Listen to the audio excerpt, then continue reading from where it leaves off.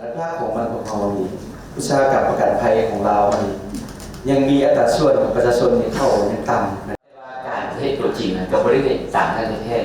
การต่อไปอาจจะต้องมีการรายงานในวันที่ 13 มีนาคม 2026 ได้มีกองประชุมสรุปเวียกงานประกันภัยแห่งสปป.ลาวประจำปี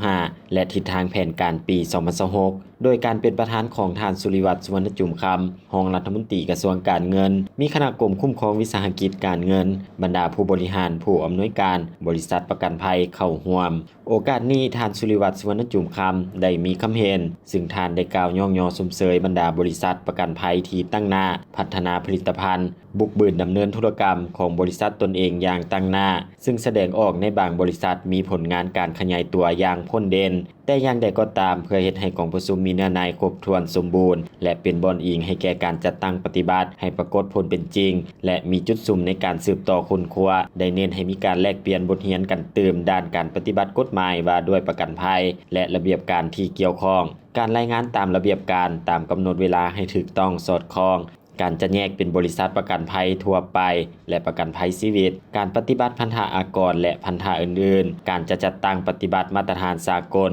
ในการรายงานข้อมูลทางด้านการเงินตามมาตรฐานสากล IMRS และ IMRS 17 มีความคืบหน้าแนวใดข้อสะดวกและข้อยุ่งยากการปฏิบัติประกันภัยลดแบบบังคับที่ได้เริ่มประกาศแต่เดือนตุลาคม 2025 ประสิทธิภาพประสิทธิผลของพลบทบาทสมาคมประกันภัยแห่งสปป.ลาวการกะเกียมเป็นเจ้าภาพการจัดกองประชุมผู้คุ้มครองประกันภัยอาเซียนในปี 2027 จะได้กะเกียมกันขึ้นแนวใดเพื่อรับประกันด้านเนื้อในและสมเกียรติการจัดกองประชุมครั้งนี้ก็แม่นเพื่อรับประกันในการจัดตั้งปฏิบัติและพันขยายเวียกงานการคุ้มครองประกันภัยในปี 2026 ให้ได้รับผลดีมีประสิทธิภาพประสิทธิผลและสามารถแข่งขันกับตลาดประกันภัยในภาคพื้นและสากลเทื่อละก้าวแต่ละภาคส่วนให้สุมใส่การค้นคว้าและประกอบคำเห็นเพื่อความเป็นเอกภาพในการแก้ไขปัญหาและข้อคงค้างต่างๆให้สำเร็จอย่างขาดตัวตามทิศชี้นำในการสร้างบัตรเลี้ยวใหม่เพื่อจัดตั้งปฏิบัติแผนพัฒนาเวียกงานประกันภัยในระยะ